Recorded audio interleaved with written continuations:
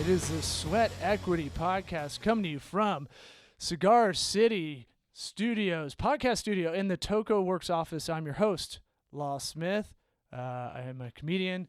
I own Tocobaga Consulting. I do a lot of nerd work. Before I bring in our guest, that's slamming a NOS energy drink. It's so gross. I can't judge because I have Pedialyte next to me. But before I bring you in, I know you're excited, but we got to plug the Laughable app. Go download the Laughable app. We're on it. The deal with Laughable is the iTunes app isn't that great. It'll get you by, and it's hard to change behavior. But the Laughable app, if you tag me or you tag our guest, Dan Whalen, and he shows up on another podcast, it'll let you know. So the idea, I think it started for comedians to follow comedians on other podcasts while they're hopping around. Jim Norton's plugging his special right now, so he's doing a bunch of press. I love listening to Jim Norton talk about all the S&M stuff he does. I think it's really interesting how honest he is. So I want to hear him on other podcasts. So heard him on Rogan, and then boom, he was on Corolla, and it gave me a little, hey, he did this one over here. Check that one out. So Laughable. The app is called Laughable. It's on iTunes store, the Apple Store, to get it, and then I believe it's on Android as well. And yeah, man, I think you can review us on there too. Is it free? It's for is it free? It's free. Oh yeah. Thank God. It's not a freemium app where you buy the app for free and then they're like, hey, you want all these ads out of here? I mean, it may get that way. I don't know. The guy's got to make money. The guy's got to make money somehow. So that voice you're hearing, that sultry, that sultry kind of almost white Morgan Freeman-like voice you're hearing is Dan Whalen back on the podcast. You feel good? Do you feel healthy? After that compliment? Yeah. White Morgan Freeman? What more do I have to do? I don't know, man. Essentially just walk out of the room right now. I should just go into people's eulogies and just riff compliments and just see what happens. We should talk to the funeral homes around here. Oh, we do know one. We know a great one. All denominations too. So we were like, all right, we popped your cherry on the last episode that you were on, and so you're like, got to come back.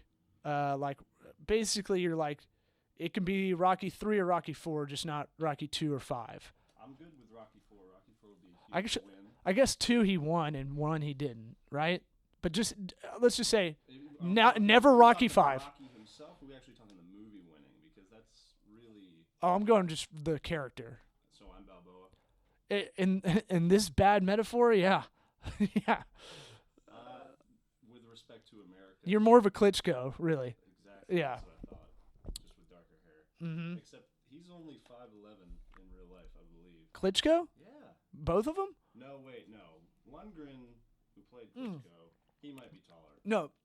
Klitschko twins are current boxers. I'm jumping around. I'm all They're- over the place as well. And then Drago is Dolph Lundgren, and he's like Which, not as big, no, but next to Stallone, pretty tall. Yeah. not difficult. So we wanted to come back.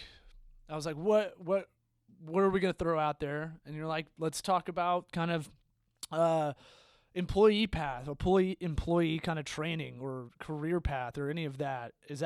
Did you read the extra 2% I gave you yet? Development. Employee development. That sounds better. That's what it was. Yeah, I like that better. Slack that idea earlier. I was pretty proud of it. Yeah, if people don't use Slack, they're being kind of dumb, really. Intra communication app, but Gotta get the whole team on there. yeah. I mean, utilize it the way you need to. I just started looking at some automated tools like Zapier and IFTTT, which we'll start implementing a little bit more. So to help that quality control of online comments, we can have it automated so it throws it in a Slack channel you and I can see, and we can get on it quicker. Rather than being glued to your phone Right. all the time. I'm trying to really work on that so I'm not sure glued. The likelihood of the inappropriate comments is probably increasing after the hours of 9 p.m. or so. Yeah. Well, I mean, there's stuff you can do. You can put filters on, or you can accept comments on a lot of the social media stuff that's kind of like Facebook or LinkedIn. You can let it just chill there, but you're not getting the value out of it. So it's a philosophical debate. I figure if you have enough people that are watching it sometimes, you can get on it. And look, I think other people understand that you can't, small businesses especially can't monitor that stuff all the time. But you can put some filters on there. Real fun stuff. I hope people are still with us. I might have to get a beer halfway through this thing, but Downstairs. no, it's right there, man. Oh yeah, someone left Mickey's in my fridge. Doing another podcast in here. Dangerous. Yeah, that brings you back to high school, I guess, for me. Never even heard of it. I think it started in Boston, right? You're a Boston guy? Beats me. Technically Worcester, which is about 45 minutes out. Yeah, that's all the same. Kinda. Really, you know. Yeah. Typical. But it's spread out. It's mashed out. I'm just kidding. Because Boston's not really from. I've only been there once, but I know so many people that live there. I know a lot of comedians that came out of there. It's kind of like it's not. You think it's a bigger city, but it's really mashed out and pushed out into those suburbs. Yeah. Employee development. What was catching your eye about that? What'd you want to scat about? Nothing particular I wanted to scat about. I think it would have been a good area to expound upon based off of some of our current conversations towards the hiring aspect. Well, it is like the secret cost, right? So I tell everybody like human capital. All right? That's the douchey term for it. But human capital is like the most expensive cost you have running a business most of the time, unless you have. No, by far, for the most part. Well, Whatever. unless you're a product that just is made. Even then, like I was gonna say, made in China and just kind of. Yeah, because you got to have a quality control guy over there you trust. That's the deal when you manufacture over there. Like they will rip you. Like it's crazy. It's like the Wild West over there as far as like. No regulation on some stuff, so you have to have like a trusted guy over there, and then you got to have a trusted guy over here that's doing the importing part. From my understanding, after working for a small air purifier company for a couple of years, that was what I was told. And then my design buddy, furniture design friend, corroborated. Yeah, I think that's what. I know you're really passionate about air purifying. I don't understand how you got out of that industry. Tough. It was actually the mismanagement of everybody there. Ask them, they may say something different, like that. I don't know. It's weird. They had a lot of family members working for them, which is Always good. which is sweet when you're like the only white dude and everybody's speaking Mandarin around you. And then they're like, "What? What? Oh, we weren't talking about you. Don't worry about that." And it's like, okay, whatever. Doing everything right. No, human capital. So it's like people think they know how to manage people, which I think is insane. It's kind of how I get the conversation. Like everybody has the best taste in music, or everybody has a good sense of humor, right? People think this stuff's like native to them. And it's usually not. It's usually some of those things you can work on. And I feel like people default to just never learning how to really manage people in a psychological way, but also like a planning kind of way. It's just weird how people think that because you own a business, you just can graph on like, oh yeah, I know how to lead a team.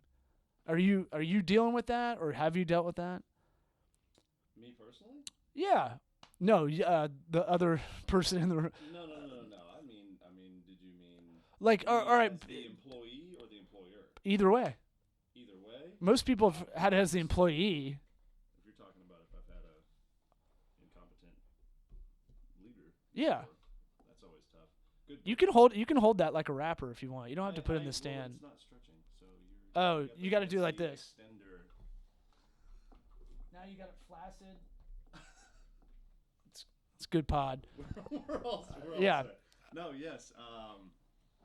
I found that what worked best for me with respect to the leaders that I had grown underneath was obviously dependent upon my personality type, which they saw. The smart ones picked up on it, and I flourished through a lot of autonomy, and so the empowerment aspect of things definitely took me to the next level because I felt like I had more influence. I was critical to the operation, and so Like what? Like do you have an example or just kind of making things a little bit streamline? Not that, but giving people a little bit more rope than they really deserve. So, like for instance, in my operation, my crew manager, I could be ruling with an iron fist, but I sort of take a back seat to him when it comes to communicating with the crew in terms of the chain of command to give him appear to have more authority than he really does for the betterment of his development and to have him dealing with an easier time with respect to his crew. So meaning I always call that the push-pull manager. Are you push manager or pull manager? We've all had the push. We've had the guys that are dicks, right? The guys that are micromanage a lot, or the ones that drive you really crazy, or the ones that give you a lot of leash, and then freak out when it's not the way they want it. Mm-hmm. And to me, that shows bad character. It shows that shows a lot of like poor planning again. But it's like they've never had to deal with people. I think like I always talk to people. We have a waiting list of people that want to work here, which is great. That's what I want. That was my goal. And there's a lot of potential openings in the near future. So if anybody wants to send a resume, has an idea what they want to do, that's TOCOWORKS.com. While you fiddle with this mic stand, man, this is giving you trouble. I feel bad. We have a backup over there, but my thing is, I want to be a pull manager. Where I'd like to go. How can we make this better for you? It's harder. You have to be more. It's like proactive thoughtfulness. Like it's like trying to be nice when you don't want to be nice, kind of thing. Where you have to go, how can we make this better? Not that they're not doing the job correctly, which I think is the push way of thinking. And I think when I have a lot of people that say, hey, how can I work with y'all now or in the future or whatever, I just go, what do you like to do? Because I want to put you on the things you want to do. There's going to be a lot of stuff you don't want to as an employee, or future employee or whatever. But I'm going to play you to your strength and then kind of give you skills outside of that. Exactly. I feel like there's not a lot of people. Have you had any bosses like that? Are you that boss? I don't think I'm that boss. I hope I'm not that boss. As far as like helping them, or as far as like, are you the push or are you the pull? I'm more pull. Uh-huh. More pull than anything. I want them to figure it out as they go, reach that moment of clarity that, this is how either this works or this is how this doesn't work. But I'm not afraid to let them make a few mistakes. I think there's a lot of value in that. And me knowing that they're about to make a mistake and still letting them do that. Yeah. And then bringing them off to the side, hey, this is why this happened. This is why you got the reaction that you did. Moving forward, why don't we take this approach here? This is the way that this guy's wired. You can't come at him this way. Yep. And so try to be as calculated as possible and try to stay 2-3 steps ahead of the process. Yeah, I mean, so I was talking to someone this week. I don't know if it was us talking one morning, but football coaches, right? I always love the guys that yell, go crazy for entertainment value. But on a management value, I only want to see a Tony Dungy type, right? Super quiet, gets things done behind the scenes. You can't tell if he's flustered or not. It drives you nuts as a fan, but at the same time, he was the guy that was always kind of, you got to stay even keeled. You have to lead by example. If you lose your shit, everybody else is going to lose their shit. And let me make sure. Yeah, your mic. I may have to geek your mic up in post there, but it's all good. Yeah, I know how to do it. It's coming through on this one as well. It? Yeah. Yeah, I've done it before. Good. Yeah. This is what happens when you let people use the place, and I go exactly the way you left it. Make your adjustments. It's all right. You weren't really doing anything the first 20 minutes anyway. Doesn't matter. No. But that thing of like, don't be a dick. It's not that hard, but you get more out of it as a manager when you're kind of really given a career path or giving like even just a quarterly path. Here's what I want you to learn, in these 3 months. Is that, I don't know. I feel like I've been kind of not obsessing over this, but using a lot of my my RAM, my brain RAM, whatever you want to Your call hard drive. it. Thinking about this because I think you get to that scale level where we want to grow a lot. It sounds like y'all do too, and it's kind of like, how do we do this? How do I brain dump how I want someone to approach creating a brand for someone? That's a really hard thing to articulate. So I've been trying to work on that. I think let's go back to the Dungy reference Sure. real quick because that's kind of hits the nail on the head with what me personally, as far as evolving as a leader or a manager or business operator, what have you, the biggest step that I made was being able to put together a objective, detached, consistent attitude day in and day out, regardless of what's going on. There's so much value in that, and it's so overlooked because so many managers will wear their heart on their sleeve, and when shit hits the fan, oh my God, and all of a sudden he was just cutting up with me, now he wants to fire me. It's that is not going to keep your employees in a good place. Right. And so that's something that we will preach as we onboard these people. Look, the biggest thing that we can get from you, the most valuable thing that we can get from you is the same attitude day in and day out.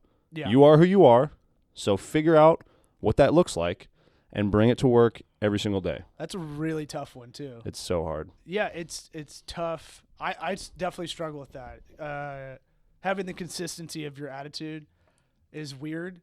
It's also weird. Like I also told someone, I had a subcontractor in here, and I was like, "You're bumming me out, man. You can't fake positive energy or don't be here because I'm already going to be hard on myself, so I don't need someone else that's a bummer that I'm walking. I don't need you to be a cheerleader. That's neat if you're excited about what we're doing, but Right. if you're just doing it and you're doing it because you have to, and you're bringing me down into your shitty mood, I'm like, just don't ever come back in here. That energy is And he hasn't freaking come back. cancerous. He hasn't come back since. I don't see him No, unless he's in the bathroom. well, his fingerprint don't work on the on the doorknob anymore. So Good. that's how I do it. I do it with lasers. No, I feel like that mood and consistency will mess you up. If you have someone that's not, I think we use bipolar a little bit too loosely these days, but I'd say someone that just peaks and valleys emotionally is terrible. And honestly, I'd say more dudes I know are like that than women.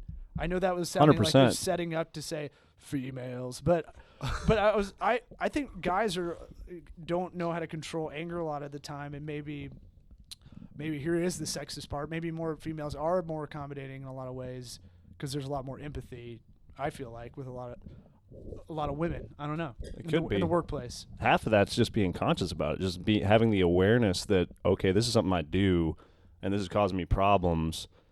I.e., this guy is telling me, "Hey, dude, get your shit together." Right.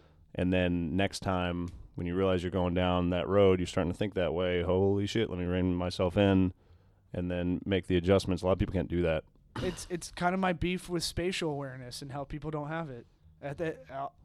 Use of Southwest, space and time. A Southwest flight, right? If you work on Southwest as a what do we can't call them flight attendants. What are they called now?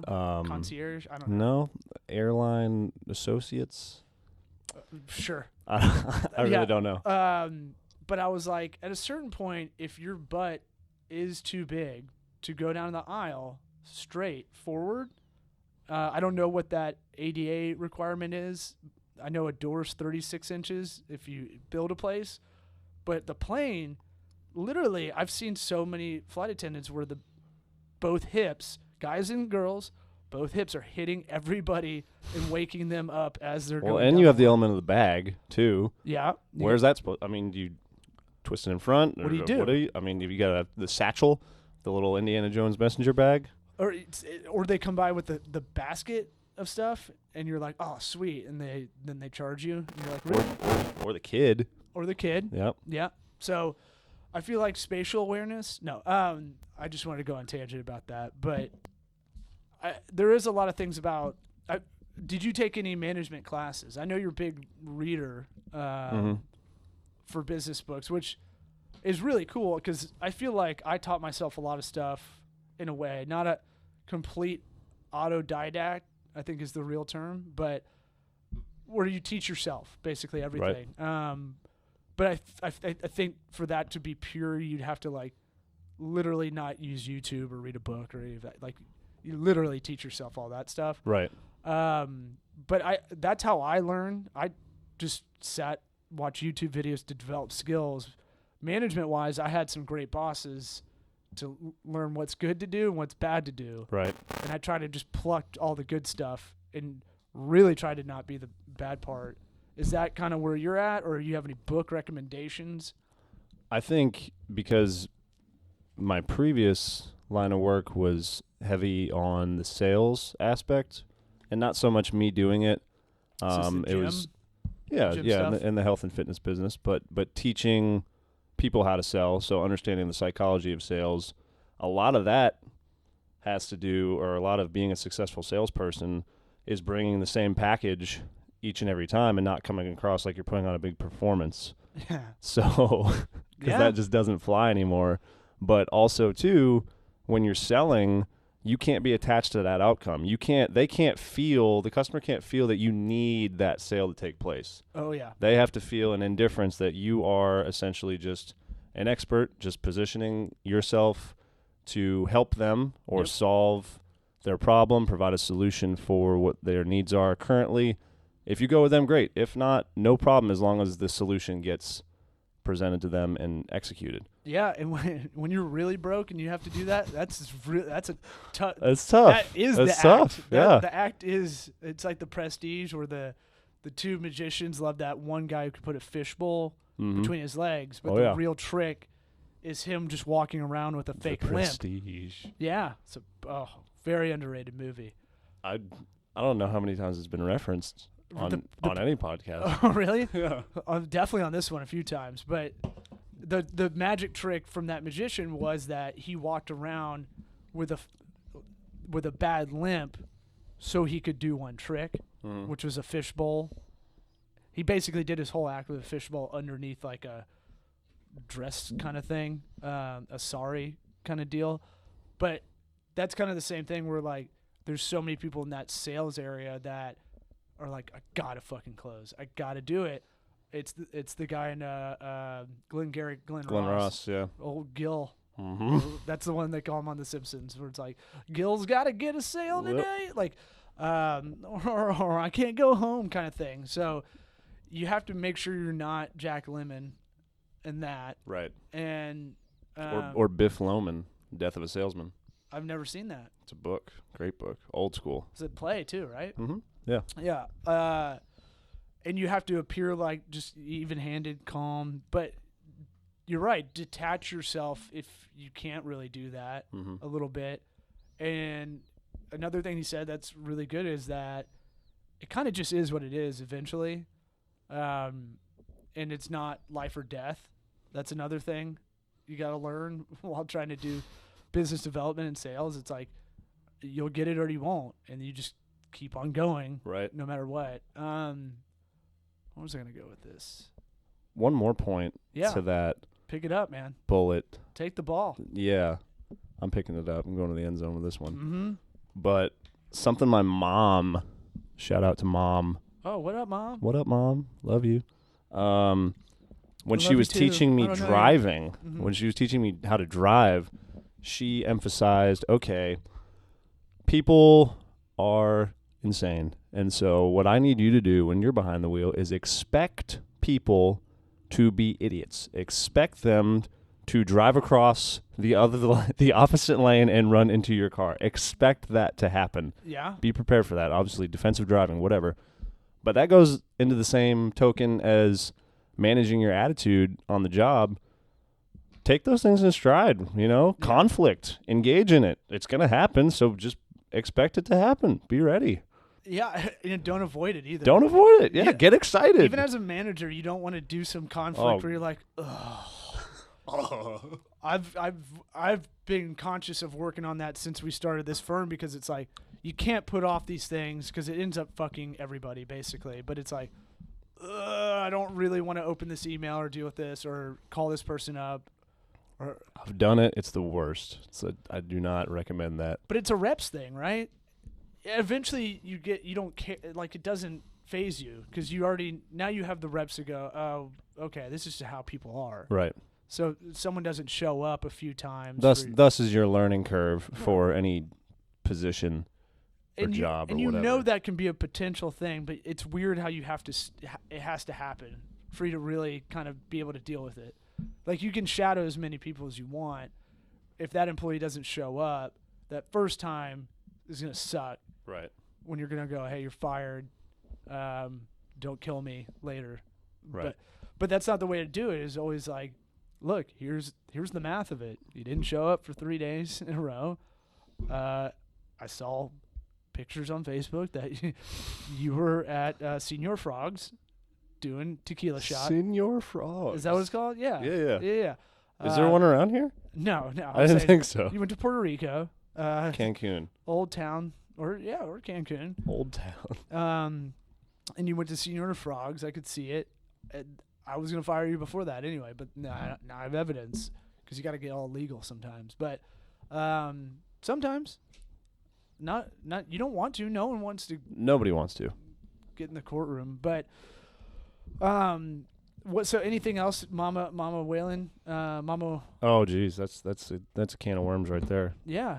Can she call in on one of your two? I would phones? love that. A lot of wisdom from that woman. But again, I think she's holding out all that information for profit. So I'm sure she's writing a book right now. Oh, okay. So I can't share too much. Wow, webinar. All right. Mm-hmm. I like it. We'll see. Maybe I can get some behind the scenes action. So what do you kind of want to work on, I guess? How about that? Let's kind of shift over to that, where unless you have some other kind of stories, anecdotes, anything you've kind of learned as like being under shitty managers or trying to be not a shitty manager currently. That would be I would say, right now, my biggest thing is making sure that when my guys leave me for whatever reason, either they're, going up in the organization or they're moving laterally for better accommodations or they're going onward and upward to, better their careers, I want to make sure that they leave better than I found them. Camping. Right. Did you say that the other day? What do you mean? I thought I saw the speech on yesterday. I did reference that in my 8-minute BNI presentation. Yeah, so that's it's a camping thing. We say it too. Treat people the way as good on the way in as you do on the way out, right? So, but that's what you do at the campsite too, which fits our brand world stuff. But there's the logo. Yeah. If you're watching on video, which I don't know why you would, but people like to do it. Beautiful faces right here. Yeah. Sweatshirts. My pale big great moon complexion. Face. But it's a camping thing though. You go to a campsite, you leave it better than when you came in. Right. You never heard that? I hadn't heard that, Oh, really? but it makes sense. Oh yeah. No, I mean that's it. It seems. It's an old NAMBLA thing. Exactly. No. I mean, I'm kidding. It's good to preach. Yeah. Well, Jared Fogle was my guy. No. Yikes. I don't know if you heard the NAMBLA part I threw out there.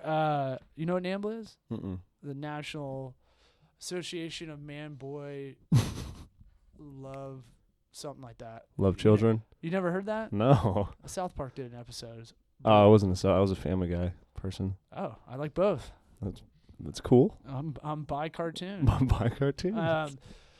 By animation, whatever. So I guess Picking back up on that point. every project has an exit. Every business has an exit. Mhm. Every employee should have an exit plan. Now, sometimes it's terminated. Sometimes they leave on their own accord. But I do believe the same thing, even if it does end up not in an exit not in a way you want it to. Mhm. I still try to be as good as possible. You never know how that will come around. Right. In in a decade or something, where you may need help from that person. I've seriously, the firm I worked for before this. It's weird how things turned around, and now I might be able to use them on subcontracting when I was kind of the dog. Right. So it's weird how that can turn around. It's not. I'm not going to do the thing of like be nice to nerds because they could be Bill Gates, because that's like kind of a horrible lesson or horrible kind of Wrong way to think about go it. about it. But tell me about what you think about that exit for peeps. My biggest thing is adding value. So they're going to come in there and they're going to have an experience regardless. So why not, if we're already there, have them make that experience be one of the most pivotal times of their life, especially with what I'm dealing with a bunch of, college kids for the most part. They're still shaping who they are. You're an old fuck. I am. Yes. These guys. I'm ancient. You're 27, 28? I'm 27, but 27, and you got guys that are 18 to 24 maybe at the tops. Yeah. Couple sprinkled in there. But you remember the age, how old that is when you? I know. I'm Mr. Drummond. Wow. Yes. That's a reference I barely get. Yeah. Barely. Wow. Nice. I was trying to relate. Yeah. Here, No. Well, you overshot age, but yeah, I'm only 5 years older than you. But yeah, that's like back parents. to the value. Yeah. Value add. Value add. And it helps me too. If I get engaged and I want to pour into them, that's going to make me that much more passionate about what I'm doing, and thus be able to provide a better product. So a good lesson, especially when we were ramping up and trying to really hone this thing in, and you have tough days, obviously, and a lot of startups go through the same thing where it's like questioning, oh my God, what am I doing, and whatever. But old boss of mine, gave me a good lesson a while back, but she was saying basically, anytime that, it's just nothing's going your way and everything's kind of falling apart or whatever, you're going to have a shitty day regardless. Make sure that you have one thing, you do at least one thing that you can kind of hang your hat on, for that day, and then it can thus be turned around. And the easiest way to do that is by spending time with your people. And so if you can have one powerful conversation with, a guy like one of my employees and make a difference in his viewpoints or his outlook on life, and make that kind of impact, well then, hey, it's a good day. Shit could have went all over the place, hit the fan, left, right, under, whatever. But if you took the time and you poured into him and you really, wow, holy shit, thanks. Yeah. It's not a bad day. Yeah, I mean, if you really break down the hours, most people work most of their life, right? So it's kind of a conversation I was having with my wife when we had her family in town, and it was like, can we not talk business stuff? And I'm like, it's all around. Like, I don't know how not to do that. Because to me, like, caring about the family, her side of the family's business, or what they're doing as far as what company they may work for or whatever, it's like, yeah, it's not just the math part of it. The management side is that empathy, but the empathy and ego.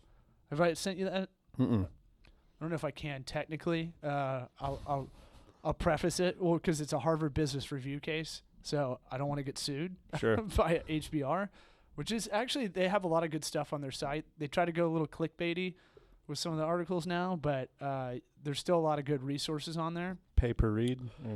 Yeah, they do a subscription model, but if you clear your cookies in cache, they'll never be able to track it. So hopefully they're not listening.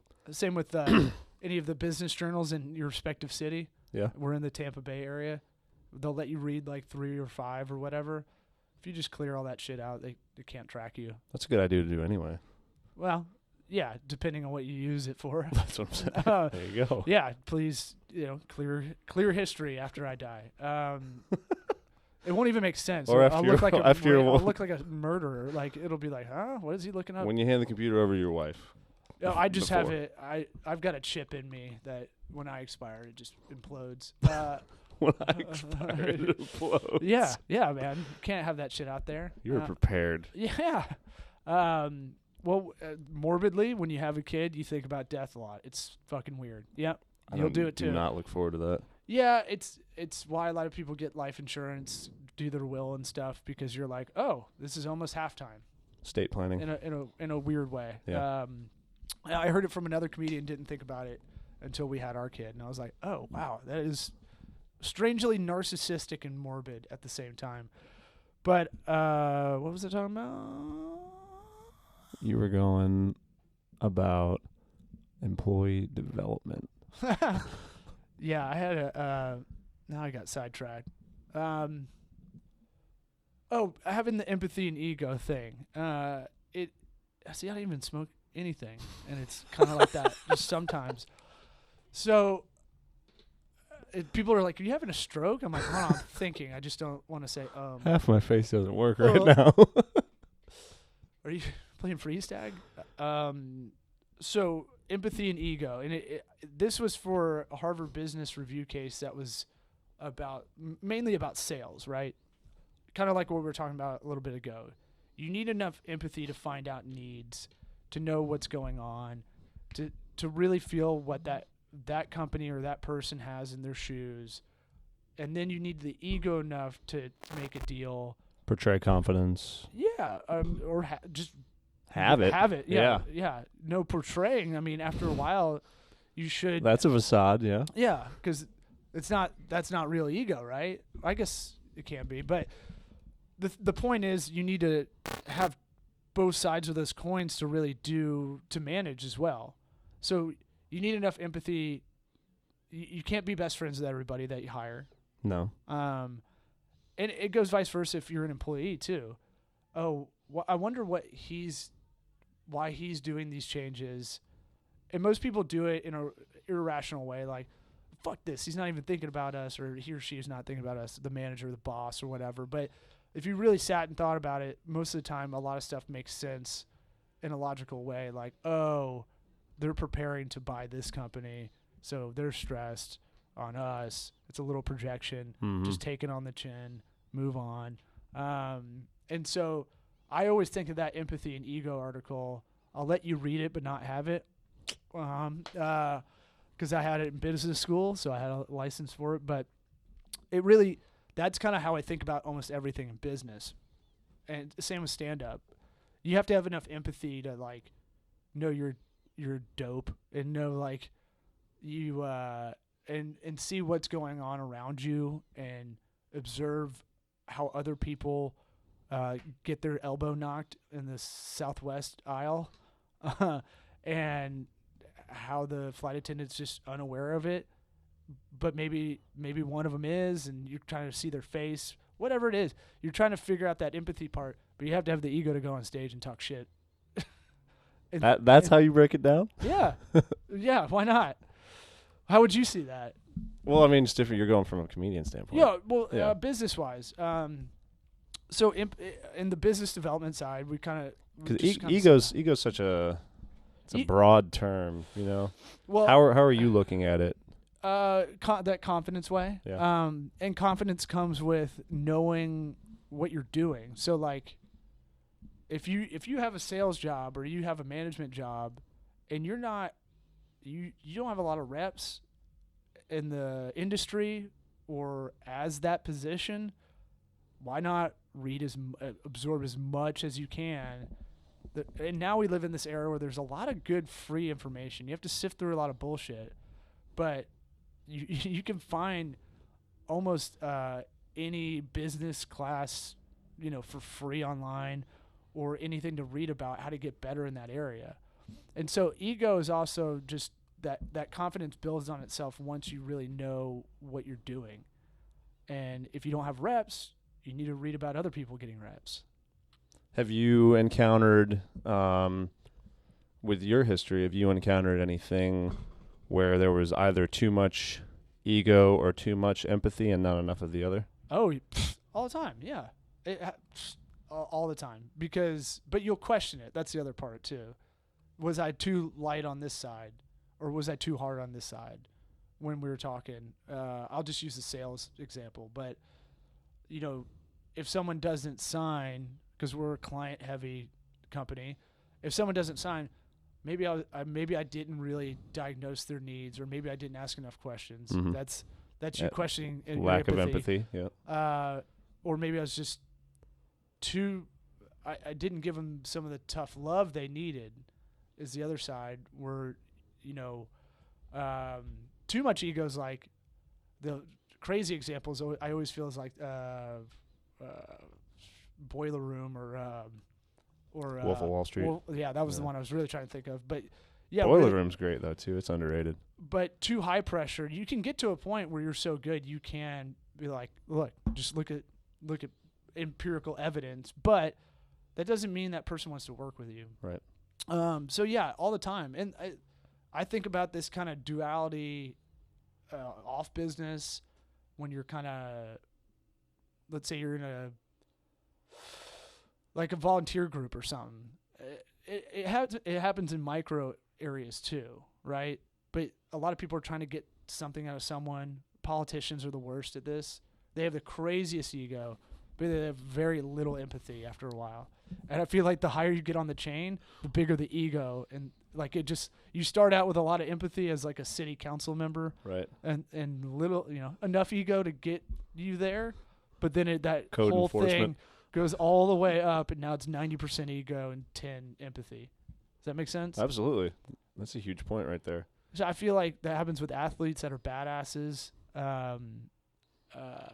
It's tough to keep those in check, but you kind of need both. Tom Brady, I feel like, has a good mix of it to bring it to your Boston area. Yeah. I feel like he still feels like he's not as good as he can be. Right. But he has enough ego to go out there. I feel like playing quarterback, you have to have that's part of the job. Right. Being a pilot, you have to have that. What other alcoholic positions are? Being a lawyer, a trial lawyer. Positions. Well, they talk about lawyer, doctor, what? Well, there's alcoholism runs in like a lot of specific occupations. Industries. Yeah, because it has like this like thrill-seeking kind of thing, and they can't shut it off sometimes, so booze helps. Right. That's another podcast for another That's a time. whole another hour right there. But that thing of like, I don't know, you don't feel that way? You don't feel like it's broken down kind of like that? No, I mean, I hadn't even thought about it that way until you just said it, but that's actually because it it all comes down to what level of influence you're trying to have with whomever that's taking place with. But I'm with you. I mean, part of the reason my favorite movie is Big Fish is the ending scene, and I'll cry almost every time I watch it because it's that father-son thing. But as you're on your way to your river, where he metaphorically, he's on his exit. His offboarding session, if we're keeping it in employee development. With the workplace. That you hope everybody around you is like, oh, this guy added value to my life. And that's what I kind of like at that end, where it's all the tall tales he's told. Some are fake, some are real, but there's some part that by him being alive, he added something to their life and didn't take away. Right. Except for maybe his own family, which is kind of the lesson of the movie. Like, don't be that guy who's great to everybody and then doesn't pay any attention to your own house. True. But that part aside, his not so good with his son and wife part, trying to add value everywhere is kind of how I think about it as well. So it's interesting you kind of said it in that way. I have to say it in movie references because I can't think of a better way to articulate it.